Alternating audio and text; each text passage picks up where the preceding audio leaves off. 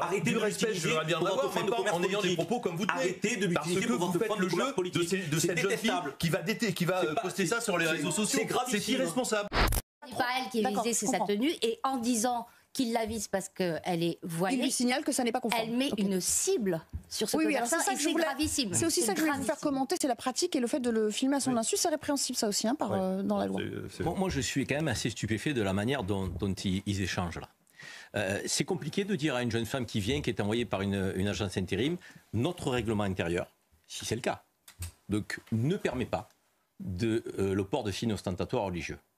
Et de ce fait, madame, je ne pourrai pas effectivement vous accueillir dans l'entreprise. C'est compliqué de dire ça ? Si vous n'enlevez pas votre tenue. Non mais c'est important. Non mais ce qu'il dit, c'est la manière dont il s'exprime auprès d'elle. Je suis en train de vous parler de l'échange. On peut plus parler avec civilité dans notre pays.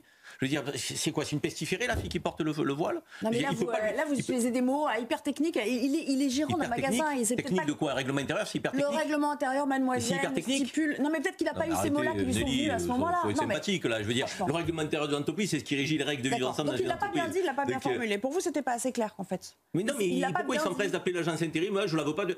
Mais il lui parle. C'est une être humain qui est en face de lui. Il peut pas lui expliquer, madame, je ne suis pas en mesure de vous accueillir. Et on ne sait plus. On ne sait pas, au final. Encore une fois, mais ça on le fait assez fréquemment, donc dans les médias, on débat sur quelque chose dont on ne sait pas si Geox a dans son règlement intérieur... Parlons d'autre chose. Le name and shame auquel elle... Ça doit être dans le loi, pas dans un règlement intérieur. Non, pourquoi dans la loi? Nous, c'est ce qu'on préfère. Non, mais d'accord, vous, c'est ce qu'on préfère.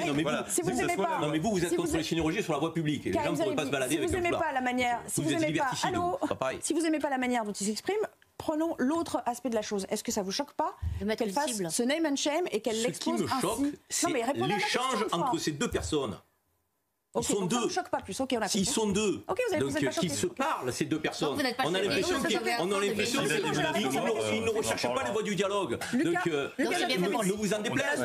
Néanmoins, sur la pratique, je me permets d'insister sur cette question parce qu'elle est importante. Surtout par les temps qui courent, est-ce qu'elle met une cible ou pas? Est-ce qu'elle l'expose inutilement en fait au lieu d'aller se plaindre?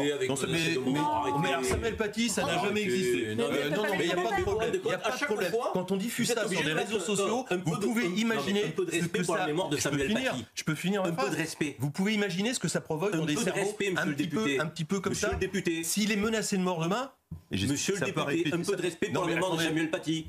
Arrêtez de respect, je voudrais bien en avoir, mais pas en ayant des propos comme vous tenez. Arrêtez de l'utiliser pour votre faites le jeu de cette jeune fille qui va poster ça sur les réseaux sociaux. C'est irresponsable. Ce que vous dites est irresponsable. Non mais vous, c'est irresponsable. Est-ce qu'elle peut pas juste porter plainte ou porter ça sur le plan juridique si elle veut vraiment défendre ses droits? Peut-être que si vous êtes victime de discrimination, avec des images, c'est plus probant que si vous n'en avez pas et que vous apportez votre simple témoignage. Dites-nous ça aussi. Elle peut les fournir à la justice, ces images. Elle n'est pas obligée de les mettre sur les réseaux. Elle n'est pas obligée de les mettre sur les réseaux.